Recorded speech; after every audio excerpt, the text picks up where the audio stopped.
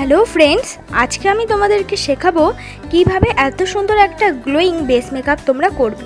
ফার্স্টেই যেটা করতে হবে সেটা হলো আমাদের ফুল ফেসটাকে ভালো করে ফেস ওয়াশ দিয়ে ধুয়ে নেওয়ার পর একটা নিজেদের পছন্দ মতো টোনার ইউজ করতে হবে। তারপর নেক্সট স্টেপটা হলো খুব ইম্পর্টেন্ট, সেটা হলো ময়শ্চারাইজার।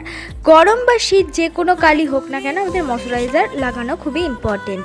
তারপর আমি ইউজ করে নিচ্ছি একটা প্রাইমারটাও খুব ইম্পর্টেন্ট মেকআপটাকে সফট আর স্মুথ দেখানোর জন্য। সুন্দর করে প্রাইমার ইউজ করে নেওয়ার পর এবার আমি করে নিচ্ছি আমার ফেসে একটু কালার কারেক্টার। যেখানে কিনা আমার ফেসে একটু অ্যাকনে স্পট আছে সেগুলোকে হাইড করার জন্য অরেঞ্জ কালার কারেক্টার ইউজ করছি। আর তারপর হালকা হাতে সেটাকে ব্লেন্ড করে নিচ্ছি। আলাদা করে আর কনসিলার অ্যাপ্লাই করলাম না, একেবারে ফাউন্ডেশনটা অ্যাপ্লাই করে নিলাম। যেহেতু আমার মুখে খুব একটা ডার্ক স্পট ছিল না, তাই ভালো মতন করে পুরো ফাউন্ডেশনটা কিন্তু ব্লেন্ড করে নিলাম। ব্লেন্ড করার পর ইউজ করে নিলাম হলো একটা কনসিলার। আমি যে কনসিলারটা ইউজ করছি সেটা হলো একটা সুইস বিউটির কনসিলার। সেটাকেও সুন্দর মতন করে ড্যাব ড্যাব করে ব্লেন্ড করে নিয়েছি।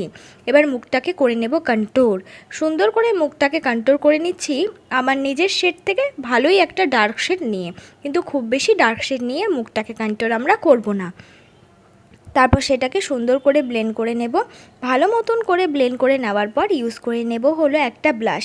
এক্ষেত্রে নিজের পছন্দ মতো যে কোনো ব্লাশ তোমরা ইউজ করতে পারো। আমি ইনসাইটের ব্লাশ ইউজ করেছি, 0565 রুপিস দাম, নাইকা থেকে কেনা। সুন্দর করে সেটাকে ব্লেন্ড করে নিয়ে মেকআপটাকে করে নিচ্ছি সেট। এই স্টেপটা অনেকে অ্যাভয়েড করে, তাই একেবারেই কিন্তু অ্যাভয়েড তোমরা করবে না। এবার পাউডারি কন্ট্যুর আর পাউডারি ব্লাশও কিন্তু